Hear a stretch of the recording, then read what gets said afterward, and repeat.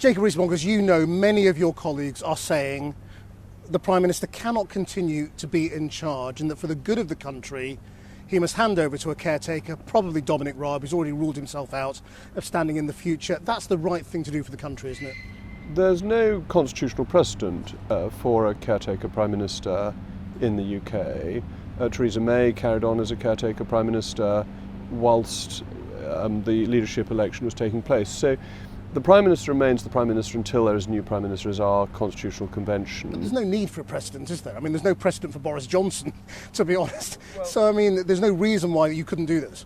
I think you're raising a difficult constitutional question, actually, because who should the Queen send for? You're getting back to the magic circle of 1964 when Alec Douglas-Home was sent for, when there was no clear party leader. It will take a little bit of time, but not very long, for the Conservative Party to elect a leader. Theresa May carrying on for, I think, nearly 2 months from when she decided she was going, announced she was going, works perfectly well. The Cabinet met this afternoon. It has made the decision not to do new and innovative things, but just to carry on with the business of government until a new leader is in place. But what does carrying on with the business of government mean? I mean, people are concerned, frankly, aren't they, that he could try and do radical things, take revenge, try and damage people that he, wants to take his revenge out on? Or he won't. It's quite clear that is not what is happening. He has a consensus cabinet. He's brought back Greg Clark and Robert Buckland, people who are on the left of the party. Robert Buckland has been very clear that the basis of his service is a continuity and an orderly handover. So what does that mean for things like the Northern Ireland Protocol? Well, that bill is before Parliament, and the parliamentary pattern of business that was already announced will continue. So that's the normal business of government? I mean, even though many people are very concerned about that, think it's illegal, it's one of the reasons some of them wanted him out. It won't complete its parliamentary passage in this time. It will have further stages in the House of Commons, but it won't get anywhere near the House of Lords. An incoming Prime Minister would be able to say, I'm not continuing. And that's the same for the online safety bill, the media bill, the privatisation of Channel 4, all these things? I am not aware of a bill that will receive royal assent between now and September. If there is one, it will be one that is not of a major argument. It isn't particularly controversial. So he's not dangerous. That's what people are worried about. Look, the Prime Minister has accepted the opinion that was coalescing in the Conservative Party in Parliament yesterday. He has announced his resignation. He has not bust the constitutional norms which people were saying this morning he might be about to do. He hasn't put the Queen in an awkward position. He hasn't done any of the wild and woolly things that were being bandied about. He has gone for a dignified resignation. He has appointed a cabinet of people from across the party. And this is important for all ministers, because we all have our individual roles, and I've been discussing inside the Cabinet Office, what are we going to do? We are going to carry on with things that are underway, that have already started. We are not going to be coming up with brand new ideas in the next 2 months, because the government doesn't really have the mandate to do that. What did you make of his statement, though? I mean, you say it was dignified. Many people are upset that he didn't say sorry. Why didn't he apologise?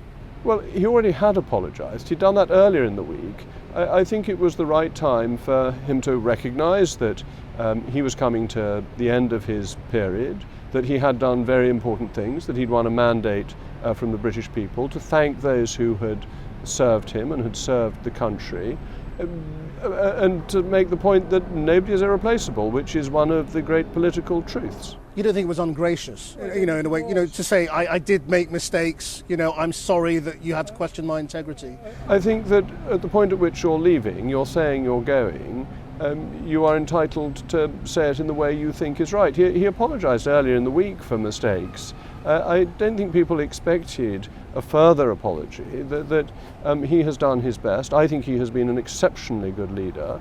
I think he has led the country through remarkably difficult times, very impressively.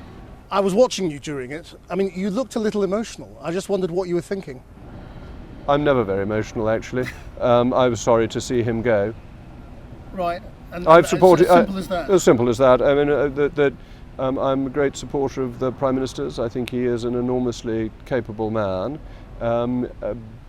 But events turned against him and he resigned. Right, let's turn to the next chapter. I mean, you said to us you had no desire to serve another Prime Minister. Is this also the end of Jacob Rees-Mogg's cabinet career? Well, that'll be for a new Prime Minister to decide. So if asked, you may say. Well, it depends who asks me. Let's wait and see, because what I think is interesting is where the country is going from here. We are facing, internationally, the greatest crisis in relation to inflation. And I'm afraid the Treasury has not been tackling that properly. It has not been focusing on the inflationary issue. It has not taken charge of quantitative easing, which it agreed. Rishi Sunak for that? I think Rishi Sunak was not a successful chancellor. He was a high-tax chancellor, and he was a chancellor who was not alert to the inflationary problem. Because he's the only man, according to the polls, who could beat Starmer. Well, that's mainly to do with name recognition. Right. But I think the Treasury has been a real difficulty in the last couple of years. So you want tax cuts? I think the tax rises we have had have been ill thought through. That I think the raise in corporation tax, which is proposed for next year, was clearly a mistake. That what we need is to have public spending under control, and we need to have a fiscal policy that will help bear down on inflation alongside a monetary policy that does that. I think that is fundamental, and we will need to see that set out by the people who throw their hat into the ring. Tax cuts will mean the deficit goes up. Not necessarily. If you bear in mind that the cut in corporation tax led to an over 50% increase in the revenue from corporation tax. So if you get your tax policy right, it can be pro-growth and pro-revenues. Right, so not Rishi Sunak. Would you work for Liz Truss? I'm not going through individuals. What I'm interested in, because what I'm interested in, what's going to happen, what's going to be done. You mentioned to me the Northern Ireland Protocol. Frankly, many people don't know the politics of a lot of these people, so you can lay it out for us. Who are the ones who are, like you, tax-cutting Conservatives and who aren't? Can I lay out the politics, and then they can come and say, these are our politics, or not? So, we need a new Prime Minister who is committed to the Northern Ireland Protocol Bill and ensuring that Brexit is properly delivered. And it has to be a Brexiteer? For the whole of the United Kingdom. Or it has to be somebody who is committed to Brexit, accepted the democratic will. Well, everyone's committed to Brexit now. But some more so than others. It has to be somebody who does so in a credible way. We're going to need somebody who has an energy policy that ensures that there's affordable energy in this country. We are really going to have to look at whether the interim targets to net zero are achievable and affordable. So what are we looking at? We're looking at an economic policy that will bear down on inflation and deliver growth, and will take the burden off people as far as is reasonably practical with a tight fiscal policy. We need to have a clear commitment to delivering on Brexit, and we need to have a re-evaluation of the costs of energy, and we have to consider things like shale gas and ensuring all the resources of the North Sea. So dump the green agenda? No. I think net zero by 2050 is fine. It's the interim targets that are the problem, because they are imposing costs on individuals of a very high level before the technology is there to make things affordable. Ben Wallace, is he the man? I'm not going to mention names, but look. Is there anyone at the moment who you look at and think, yes, they could do it? When we had the leadership contest in 2019, I knew from before it took place that I would support Boris Johnson. That I knew what his outlook was, I knew what he was going to do. I think the questions that I'm raising are ones that the contenders need to answer. Ben Wallace is a formidably able man. I admire what he has done in relation to Ukraine. I think very highly of Liz Truss. I want to see what their answers are to these various questions. And are you surprised by some of the outsiders? Suella Braverman, and this is a bizarre time, isn't it, for the Conservative Party, because the field is extraordinarily wide. It shows how many talented people there are in the Conservative Party. How few. No, I think how many, as you might expect me to think.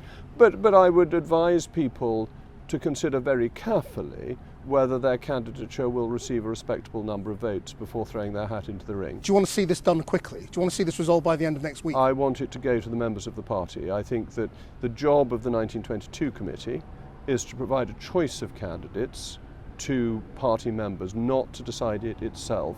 I would be very against a stitch-up within the party, within the parliamentary party, dare I say, we tried that once before, not so long ago, and it wasn't a great success. What is your epitaph on this week, this period of politics? What have we just witnessed? What have we just witnessed? Well, we have witnessed a Prime Minister who delivered, who made all the big decisions right, who has been brought down by some relatively minor missteps that got taken out of all proportion. But that's the way of politics. Sic transit gloria mundi. Translate? Oh, so perishes the glory of the world. Jacob Rees-Mogg, thank you very much. Thank you.